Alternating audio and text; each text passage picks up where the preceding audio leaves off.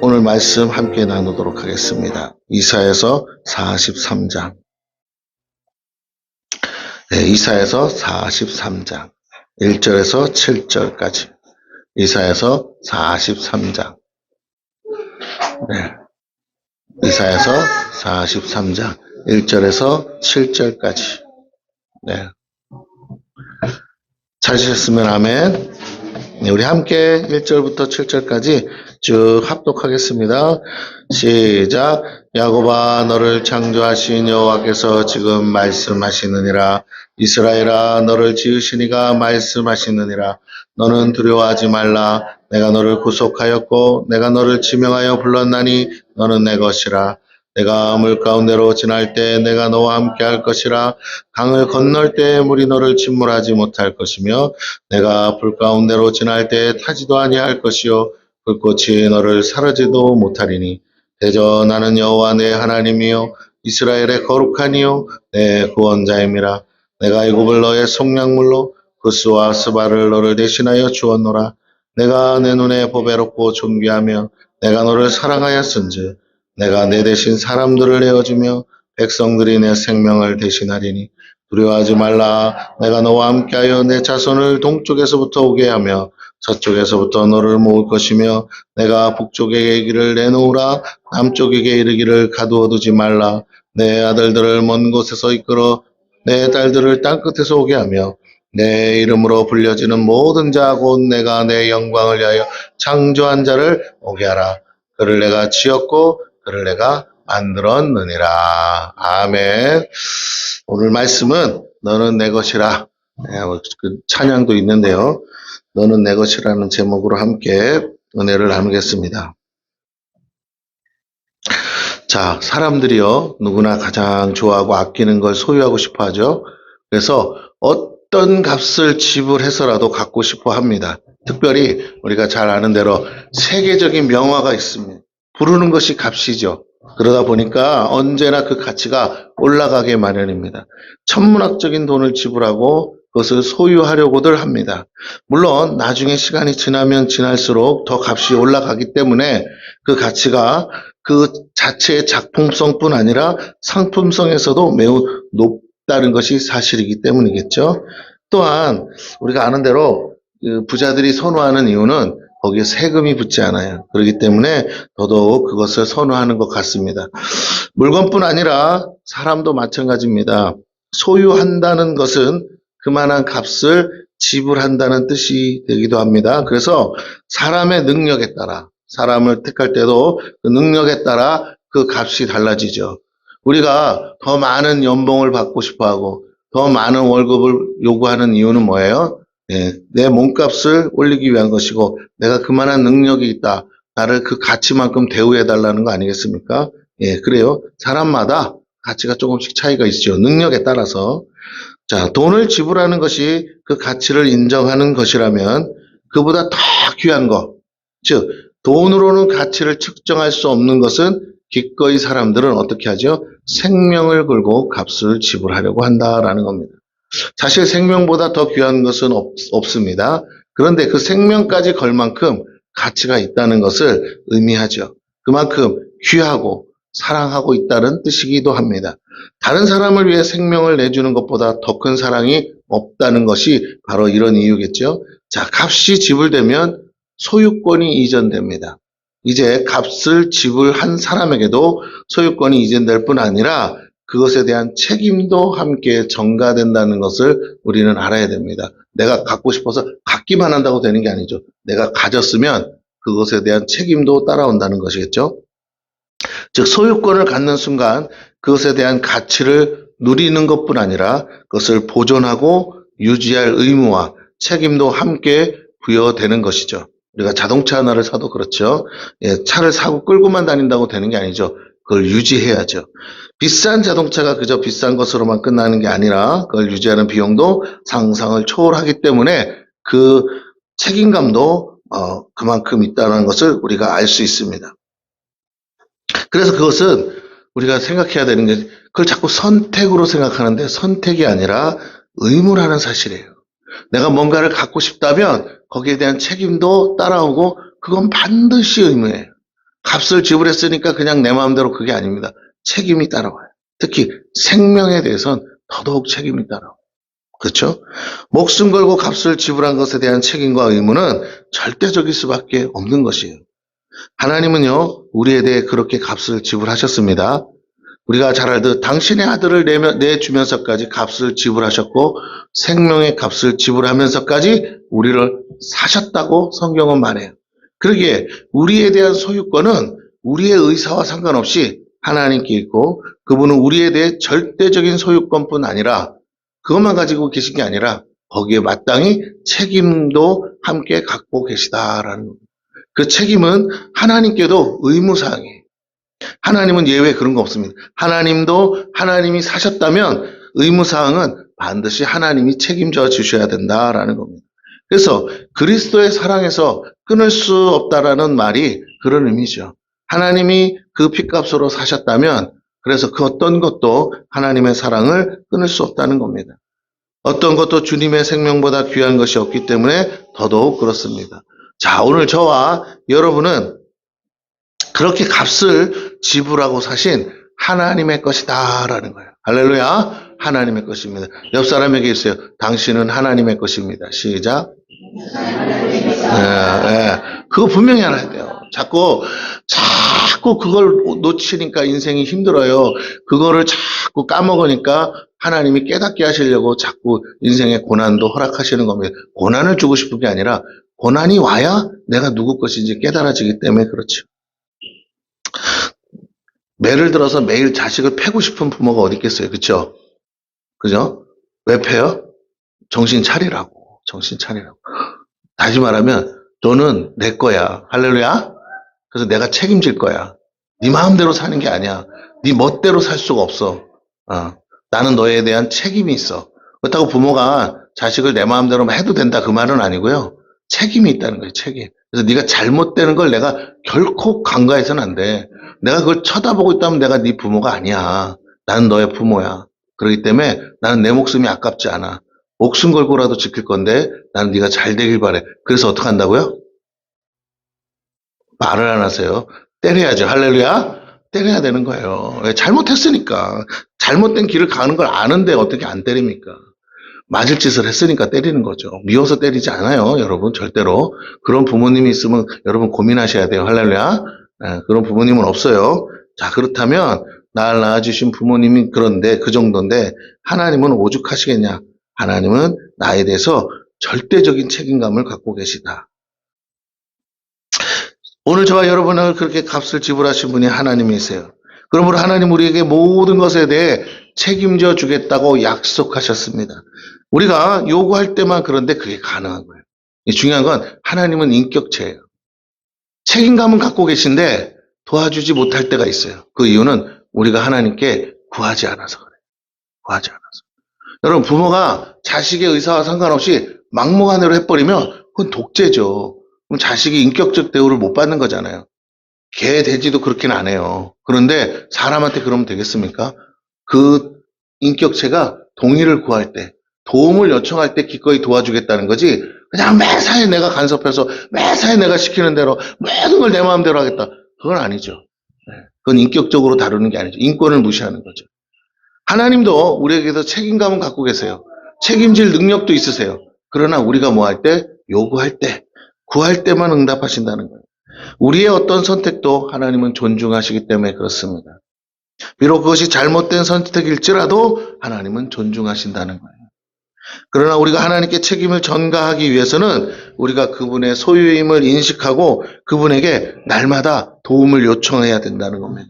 그분의 뜻대로 행하기로 작정해야 돼요. 그렇지 않으면 하나님이 우리를 도와주시고 싶어도 도와주실 수가 없어요. 왜냐하면 그 자체가 하나님과 하나님의 그 성품의 이율 배반적이기 때문에 그렇습니다.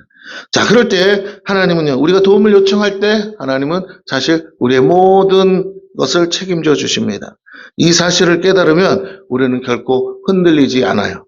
어떤 상황에서도 하나님은 우리를 결코 포기하지 않으시기 때문에 그렇다라는 거죠. 그분의 불꽃 같은 눈이 우리를 눈동자와 같이 지키신다는 겁니다. 그것을 우리가 믿을 때 우리는 정말로 자유할 수가 있어요. 여러분, 자유라는 건 내 마음대로 하는 게 아니에요. 자유라는 건 내가 아무리 이렇게 해도 안전하다는 뜻이에요. 안전한. 어떤 울타리 안에서, 안전지대 안에서 마음껏 뛰어다닐 수 있는 거, 그게 자유예요. 묶여있지 않는 거죠. 하지만 마음대로 해도 된다, 그 말은 아니에요. 벗어나는 순간 위험하고, 벗어나는 순간 문제가 생길 수 있기 때문에 그렇습니다. 반드시 울타리가 있어야 돼. 그걸 성경에서 뭐라고 말하냐면 구속이라고 하는 거예요. 놀이터에 노는 아이를 부모가 어떻게 구속합니까? 눈을 떼지 않죠. 계속 지켜보는 거예요. 아이가 저리 가고 이리 가고 하는 거. 잠깐 눈 돌린 사이에 옆에 아줌마랑 수다 떠는 사이에 아이가 어떻게 되는데요?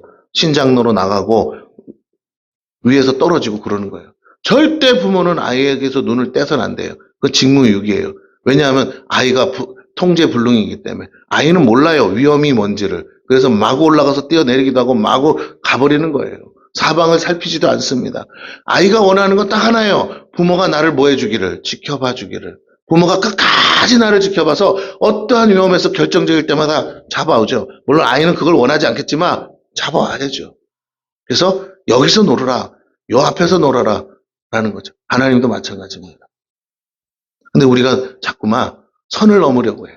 선을 넘어가려고.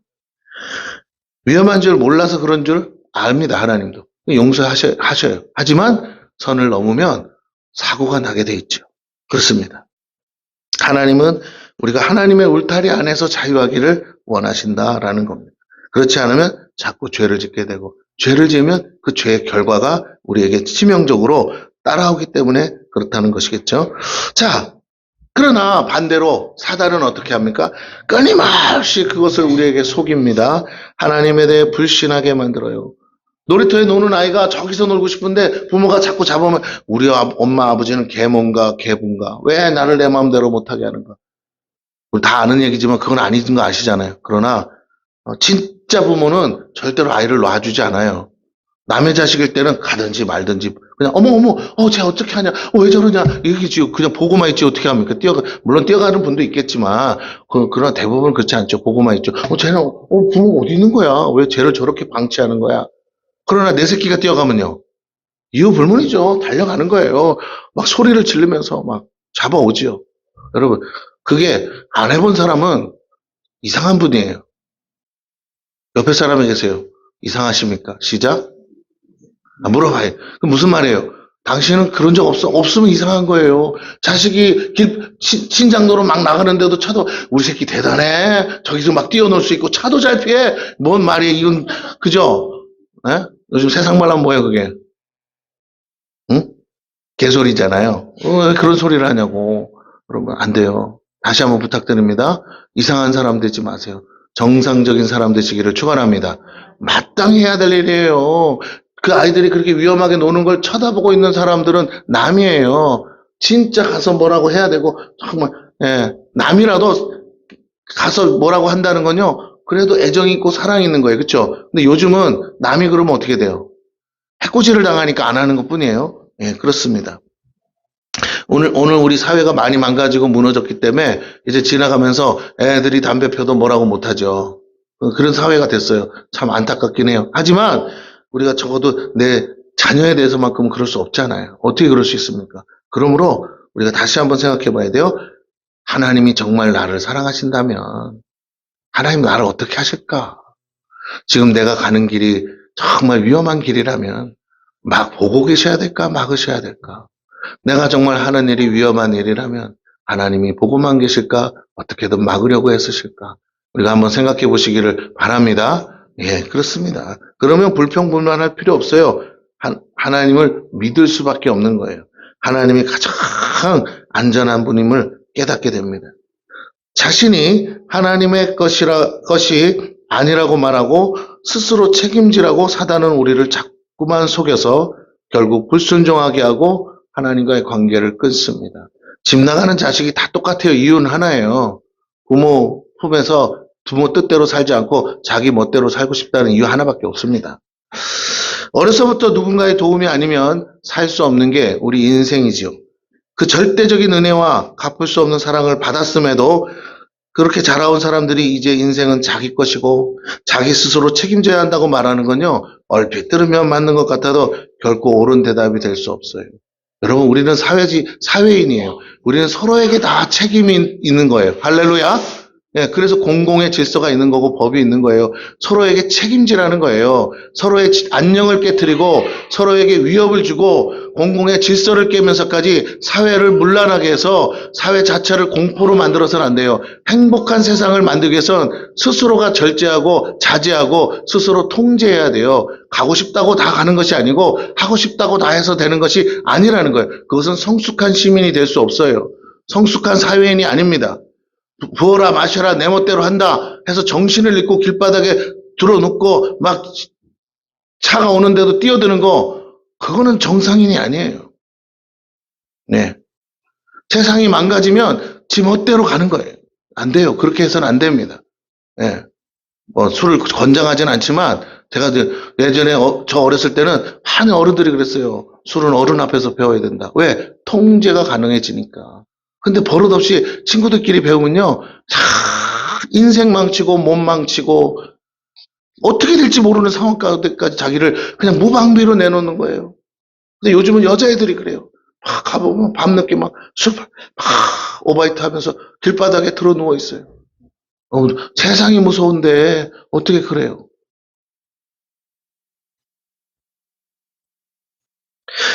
여러분, 여러분의 인생은 내 게 아니에요. 날 낳아주신 부모님 때문에라도 내 마음대로 살면 안 되는 거예요. 할렐루야. 그럼요. 내가 내 마음대로 살수록, 내가 내 힘으로 살겠다고 하는 것일수록 결국은 누군가를 힘들게 하고 마음을 힘들게 하고 괴롭히는 일이 될 수 있어요. 나를 위해 생명을 다해 키워주신 부모의 사랑에 대해 무책임할 수는 없기 때문입니다. 그래서 결국 나이가 들면 자식이 부모를 책임지는 거고 스스로 자신을 돌볼 수 없게 되는 것이에요. 무슨 의미에서 얘기하는지 아시잖아요. 여러분, 자유는 그 자유만으로 다가 아니에요. 거기엔 또 다른 책임도 따라오는 것을 깨닫기를 바랍니다. 예, 놀이동산의 기구가 안전할 때 기쁘고 즐거운 거지, 그게 덜덜덜덜 떨리면 그게 불안해서 어떻게 타요? 그건 자유가 아니에요. 공포예요. 안전장치가 없는 자유는 공포예요. 여러분, 분명히 책임 없는 자유는 방종이라 했잖아요. 우리가 다시 한번 생각하기를 바랍니다. 하나님은요, 우리를 책임져 주시는 분이에요. 나를 위해서 당신의 아들까지 내어주신 분이 어찌 우리를 그냥 보고만 있겠냐라는 것입니다. 결국 우리가 나이가 들면요, 자식이 부모를 책임지게 됩니다. 어려서는 부모가 나를 책임지고 나이 들면 자식이 나를 책임지게 돼 있어요. 스스로 자신을 돌볼 수 없다는 거예요. 시작과 끝은요, 과정 중간은 내 스스로 힘으로 살아보는 것 같아도 결국에 시작과 끝은요, 반드시 누군가가 도와줘야 돼요. 태어날 때 누군가가 받아줘야 되고 내가 죽을 때 누군가가 나를 묻어줘야 되는 거예요. 할렐루야. 그게 잘 태어나고 잘 죽는 길이에요. 그게 인생을 잘 산 거예요. 여러분, 내 주변에 받아주는 사람도 없고 내 주변에 묻어주는 사람도 없다. 그건 잘못 산 거예요. 그러므로 인생은 시작도 끝도 자기 스스로 책임질 수 없습니다.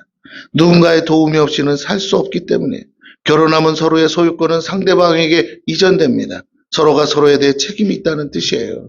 그러나 각자가 각자 인생을 살겠다면 그건 결혼이 아니고 남남이 그냥 한 집에 동거하는 것에 불과한 겁니다. 그런 사랑은 사랑이 아닙니다. 책임지지 않는 사랑은 사랑이라고 말할 수가 없어요. 왜냐하면 사랑은 대신 값을 지불해서라도 소유하는 것이기 때문에 그렇습니다. 희생을 각오하는 거예요. 여러분, 결혼해서 이혼하면 반드시 재산 분할이라는 문제가 생기죠. 그걸 알고 하는 거예요, 여러분. 자기가 손해볼 걸 알고 하는 게 결혼이에요. 그런 걸 각오 안 하는 거, 그건 사랑 아닙니다. 그건 사기예요. 예, 그런 사람 많아요.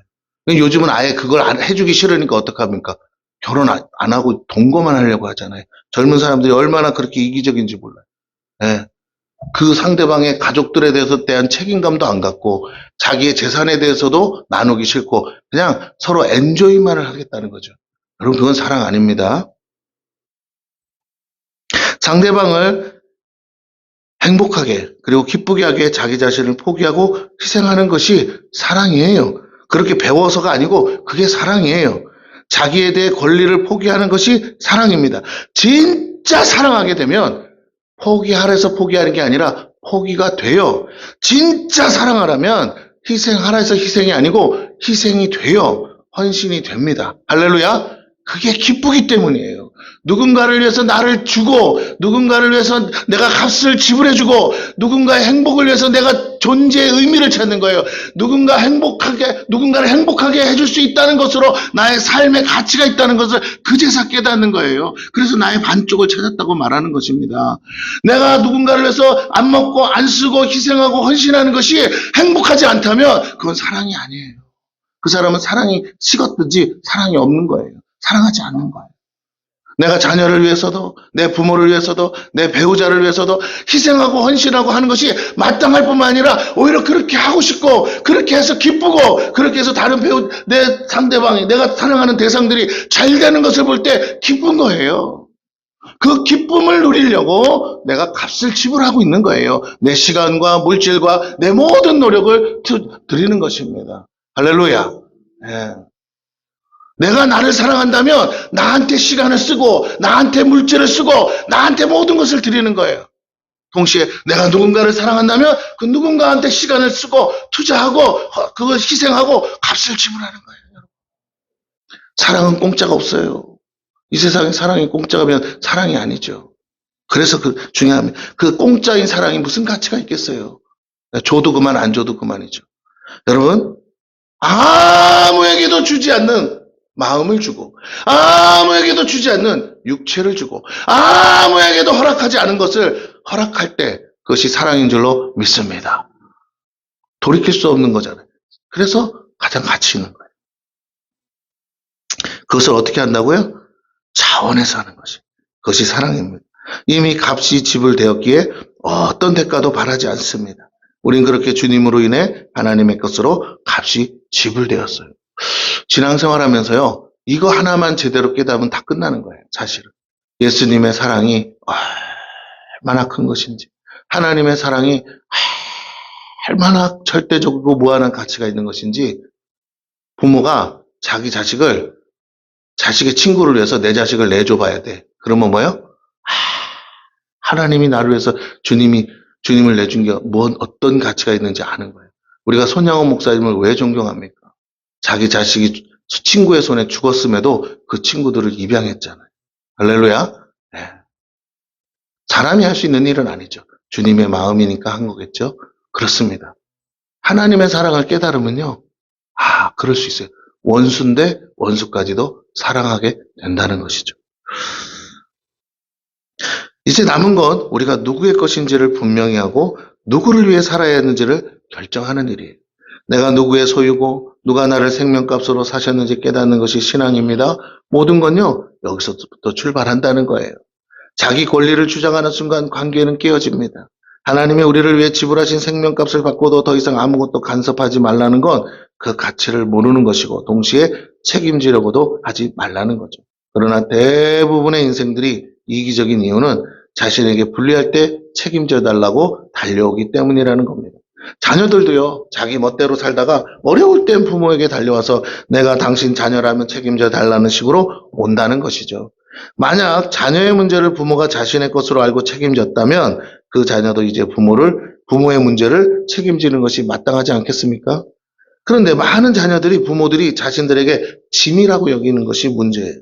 그런 자녀들은 반드시 자기 자식에게도 그런 대접을 받게 될 뿐 아니라 더한 대우도 받을 수밖에 없어요. 왜냐하면 그런 마음으로 자녀들을 기르기 때문에 자녀는 그걸 배워요. 그리고 응용해요. 그러므로 어떤 희생과 헌신도 자녀에게 해주지 않을 거예요.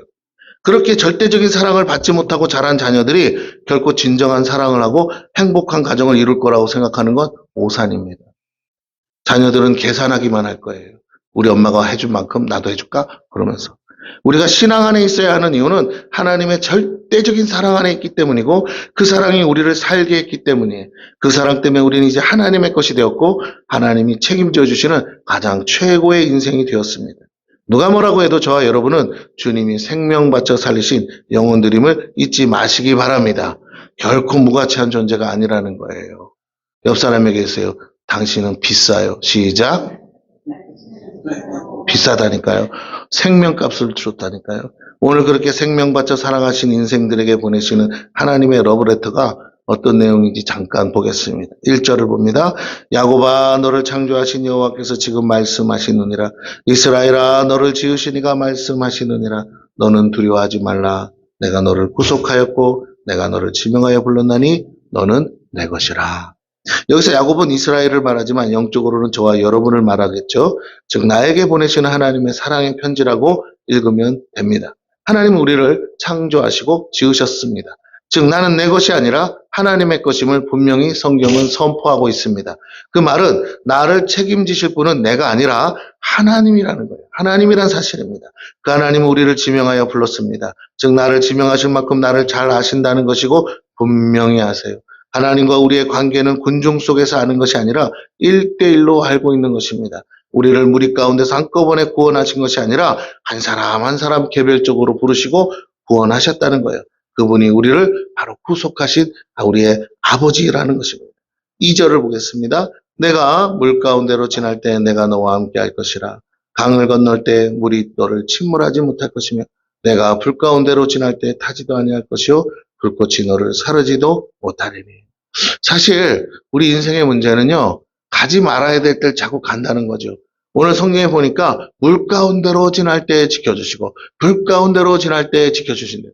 아니 차라리 물속에 안 들어가고 불 속에 안 들어가면 좋잖아요. 근데 왜 들어가 있어요? 내가 선택한 거예요.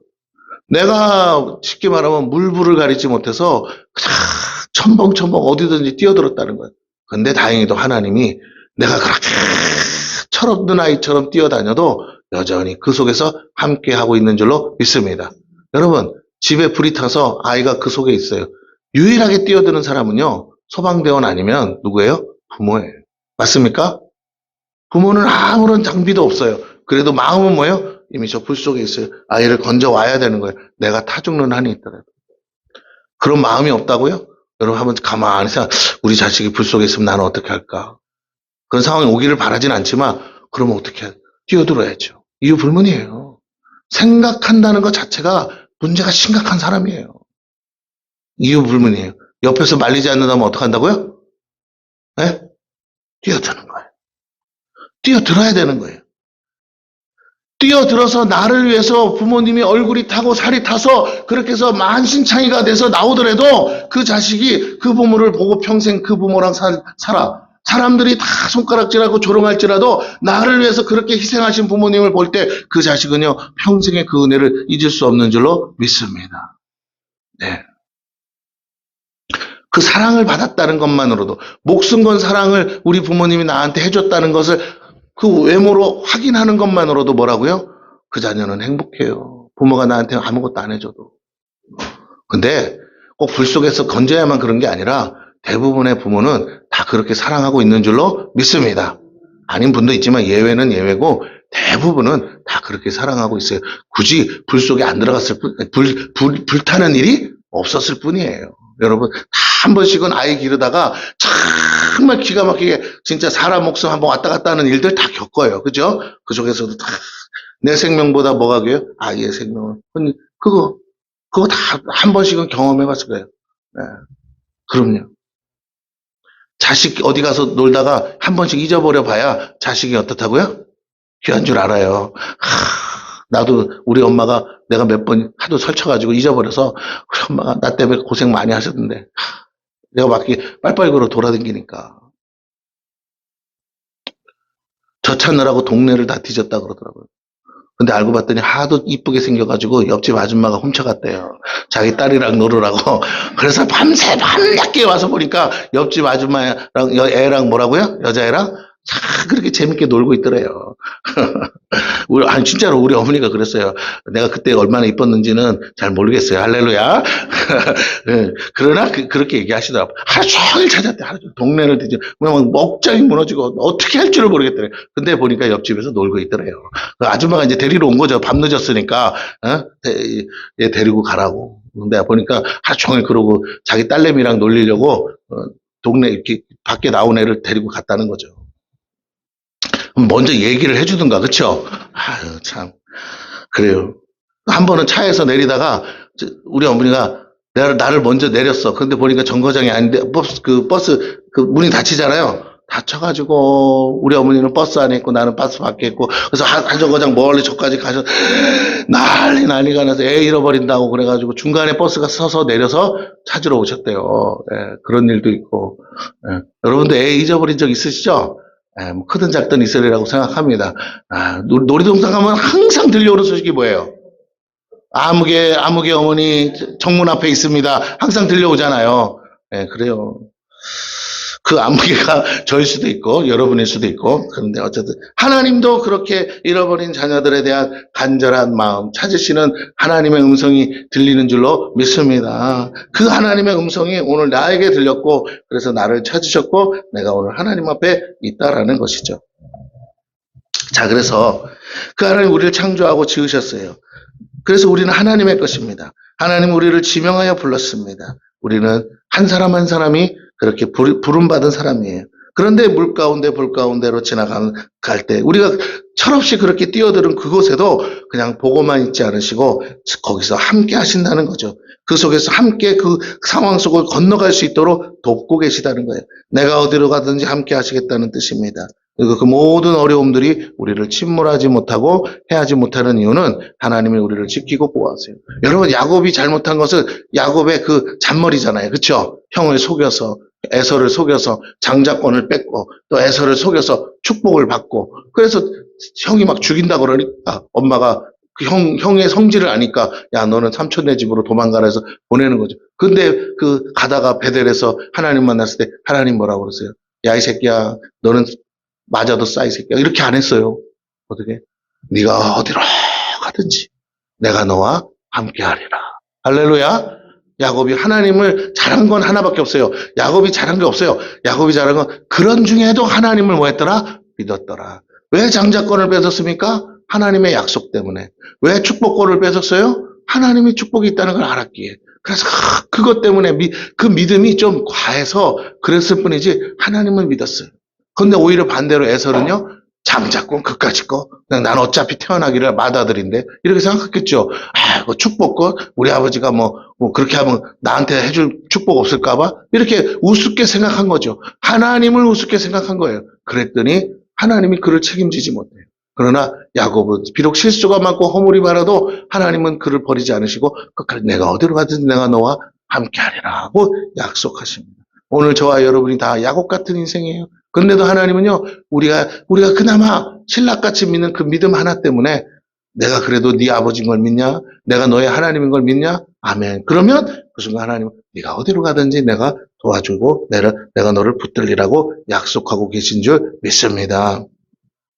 물속에 들어갈 때 하나님의 손이 나를 막으시고 불 속에 들어갈 때 하나님의 손이 나를 보호하세요. 그러면 내가 타는 게 아니라 내가 젓는 게 아니라 하나님의 손이 젓고 하나님의 손이 타는 줄로 믿습니다. 보이진 않지만 그렇게 된다는 거예요. 그의 손이 물을 막으시고 불을 막아주세요. 우리가 겪는 어려움에만 집중하느라 하나님이 어떻게 우리를 보호하시는지 알지 못합니다. 그러나 하나님의 손이 우리를 막지 않고 지키지 않았다면 결코 우리는 그것을 통과조차도 하지 못했을 것이에요. 자녀들이 부모가 어떻게 자신들을 책임지고 보호했는지 다 알지 못하는 것과 같습니다. 굳이 부모들이 자랑하듯이 그것을 말하지도 않아요. 왜? 당연한 거니까. 오히려 자녀들이 그것을 모른 채로 아무 염려하지 않고 잘 자라기만을 바라겠죠. 그것이 사랑이에요. 우리는 하나님이 우리를 얼마나 지키시고 책임져 주시는 분지를 잘 모릅니다. 그러나 우리 자신의 고통에 그리고 우리는 우리 자신의 고통에만 집중하기 때문에 더더욱 몰라요. 그러나 물에도 불에도 상처를 받는 것은 우리가 아니고 하나님이시라는 거예요. 그렇지 않고 고스란히 우리가 다 겪었다면 우리는 단 한 걸음도 못 나갔다는 거고 통과할 수 없었습니다. 이미 여기에 있지도 않았을 것이에요. 우리는 우리 주변에서 우리가 모르는 그리고 미처 깨닫지 못한 채로 지금까지 이런 사랑을 받으며 살아온 것이죠. 철이 든다는 건요. 자신이 어른이 되고 부모가 되면서 그렇게 사랑하기 때문에 자기 자녀를 그렇게 사랑하기 때문에 자신도 그런 사랑을 받았다는 걸 그제야 깨닫는 거예요. 그제야. 그때 철이 드는 거예요. 내가 잘못 살았구나. 내가 실수가 많았구나. 라는 거죠. 3절에서 4절. 대전하는 여호와 내 하나님이여 이스라엘의 거룩한 이여 내 구원자임이라. 내가 애굽을 너의 속량물로 구스와 스바를 너를 대신하여 주었노라. 내가 내 눈에 보배롭고 존귀하며 내가 너를 사랑하였은즉 내가 내 대신 사람들을 내어주며 백성들이 내 생명을 대신하리니. 다른 말로 한마디로 말하면 이건 하나님 스케일이라 좀 그렇고요. 한마디로 말하면 내가 너 대신 값을 지불했다 이 소리죠. 경찰서에 잡혀간 자식을 누가 사과해요? 부모가 대신 사과하고 용서하고 값을 지불하고 빼옵니다. 사실 자식은요 변명하느라 막 씩씩거리기만 해요. 정말 중요한 건 부모가 다 사과하죠. 학교에서도 사고를 치면 부모가 세상하다고 말하고 부모가 뭐 잘못한 게 한 게 아니잖아요. 그런데도 그렇게 하지. 왜요? 누가 시켜서 그렇게 합니까? 아니요. 내 자녀를 빼와야 되기 때문에 다 그렇게 하게 됩니다. 저절로 고개가 숙여지고 허리가 수그러집니다. 그게 사랑이에요. 그러나 그것만이 아니라 부모에게 그 자식은 목숨보다 소중하기 때문에 어떤 수치와 모멸감 그리고 어떤 대가를 지불하더라도 건져내고 싶은 존재예요. 왜? 내 것이니까. 하나님도 그렇게 하세요. 우리를 구원하시기에 어떤 값도 지불하시겠다는 거고 지불하셨어요. 필요하다면 자신이 가진 모든 걸 내주면서까지 나를 구원하시는 것이죠. 5절에서 7절을 읽고 마치겠습니다. 두려워하지 말라. 내가 너와 함께하여 내 자손을 동쪽에서부터 오게 하며 서쪽에서부터 너를 모을 것이며 내가 북쪽에게 이르기를 내놓으라. 남쪽의 길을 가두어 두지 말라. 내 아들들을 먼 곳에서 이끌며 내 딸들을 땅끝에서 오게 하며 내 이름으로 불려지는 모든 자 곧 내가 내 영광을 위하여 창조한 자를 오게 하라. 그를 내가 지었고 그를 내가 만들었느니라. 요 말을요 뒤집어서 얘기하면 이거예요. 저 애는 내 거야. 어디 있든지 찾아올 거야. 동이야 서야 북이야 남이야. 땅끝이라도 가서 내가 찾아올 거야. 라고 하시는 말씀이에요. 할렐루야. 그걸 좀 더 이렇게 시적으로 표현한 거죠. 하나님이 이제 당신이 지진 모든 사람을 뭐 하시겠다는 거예요? 구원하시겠다는 거예요. 어디서든 내 자녀의 울음소리가 들리면 찾으러 가시겠다는 거예요. 거기서 주여 하고 부르는 소리가 들리면 하나님은 건져내시겠다는 겁니다. 안 내놓으면 내놓으라고 명령하시겠다는 거예요. 하나님이 자신의 영광을 위해 창조한 모든 자들을 부르기 원하세요. 그 하나님의 부르심에 응답하는 자들을 구원하시고 부르신 하나님께 나오는 자들을 구속하십니다. 그리고 그들에게 말씀하세요. 너희는 내 것이라고. 그러므로 내가 책임지겠다고 하시는 것입니다. 어디 있느냐는 중요하지 않아. 어떻게 있느냐도 중요하지 않아. 어떤 상황에서 그렇게 되었는지도 묻지도 않아. 무조건 나를 찾으면 내가 찾아가리라. 나를 정말 찾고 찾는 자가 나를 만나리라. 할렐루야. 하나님은요 끝까지 포기하지 않고 찾겠다는 겁니다. 수많은 영혼들이 이제 죄 아래서 신음하고 저주 아래 절망할 때 건져내시고 구원하시고 책임져 주시는 것이죠. 그들이 이제 동서남북 사방에 몰려옵니다. 그렇게 구속함을 받은 하나님의 자녀들이 하나님의 전으로 몰려와요. 우리를 이것을 부흥이라고 하죠. 하나님의 사랑을 깨달은 인생들이 자신이 하나님의 것임을 깨닫고 영원하신 하나님께로 나와 하나님의 구원하심, 그 구속하심을 사랑하고 자신을 위해 생명 바치신 우리 주님을 찬양하는 것입니다. 그 아들까지 내어주신 하나님께 영원히 영광을 돌리고 우리가 하나님의 것임을 선포하는 거예요. 여러분 이 사랑을 깨달아야 돼요. 이 사랑을 맛봐야 돼요. 이렇게 하나님이 나를 찾으시고 부르셨다는 걸 아는 순간 내 가치를 아는 거예요.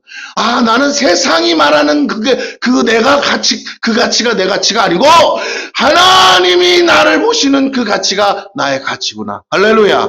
내가 진정 나를 사랑하는 방법은 딱 하나예요. 하나님이 나를 어떻게 사랑하셨는지 하나님이 지금도 어떻게 사랑한지를 깨달아야 되는 거예요. 그러면 내가 나한테 함부로 할 수 없어요. 내가 내 자신을 함부로 절하할 수 없습니다. 하나님은 나를 존귀하다 말하고 계셔요. 하나님은 정말로 생명도 아깝지 않은 눈에도 넣어도 안 아까울 만한 존재라고 사랑하는 존재라고 말씀하고 계세요. 그 사랑을 맛본 자녀만이 그 자존감으로 사는 거예요. 부모의 사랑을 절대적으로 받은 자는요. 누가 자기를 뭐라고 하든 신경 안 써요. 왜? 내 부모가 나를 절대적으로 신뢰하고 믿고 내 편이고 사랑하고 있기 때문에 그 아이들은 꿀리지 않아요. 사람들 눈치 안 봅니다. 그러나 그런 사랑을 못 받은 아이들은 사람들에게 인정받고 싶어서 사람들에게 칭찬받고 싶어서 비굴하게 가는 거예요. 안 돼요. 그렇게 살면 안 됩니다. 우리가 예수의 사랑을 깨닫고 하나님의 사랑을 진정 깨달으면 내 안에 영적 자존감이 나를 살게 하고 어떠한 상황 속에서도 흔들리지 않고 오직 하나님이 나를 지키시는 줄 믿고 그 하나님 나를 지키시는 내 아버지 하나님의 이름에 영광을 위해서 내가 당당하게 사는 줄로 믿습니다. 나를 목숨 걸고 사랑하는 사람을 위해 사는 게 마땅한 거 아니에요? 할렐루야. 내 아내가 나를 그렇게 사랑한다면 내 아내를 위해서라도 그렇게 살아야 되지 않겠습니까? 내 자녀가 나를 그렇게 생각한다면 내 자녀를 위해서라도 내가 그 기대치에 부응해야 되는 거 아니겠어요? 우리 하나님이 나를 그렇게 사랑하세요. 그러면 우리가 할 수 있다 없다의 문제가 아니라 우리는 하나님의 기대에 부응해야 될 줄로 믿습니다. 예, 내 부모의 자랑이 돼야 돼요. 우리 하나님의 자랑 되시기를 축원합니다. 뭘 잘해서 그렇게 되는 게 아니고 하나님 안에 있을 때 됩니다. 내가 하나님의 것임을 인정할 때 된다는 거예요. 우리는 그분의 것입니다. 그분의 백성입니다. 그분의 자녀예요. 그러기에 그 어느 누구도 우리를 넘볼 수 없고 넘어뜨릴 수 없습니다. 내 스스로 선을 넘어가지 않는 이상은 하나님이 우리를 지키고 계세요. 이 사실을 믿을 때 우리는 담대할 수 있고 모든 저주에서 풀려나 자유할 수 있습니다. 그리고 그렇게 묶인 영혼들을 풀어주고 건져내는 일에 함께 동참할 수 있는 거예요. 여러분, 말을 좀 잘 듣는 아이들은 굳이 부모가 하지 말라면 안 하는 애들이 있어요. 그러면 부모가 잠깐 눈을 띄어도 부모가 잠시 다른 일을 하고 있어도 더 다시 돌아보면 항상 그 자리에서 놀고 있는 거예요. 아멘? 그걸 착하다고 하죠. 오늘 우리가 하나님 보시기에 착한 자녀들 되기를 축원합니다.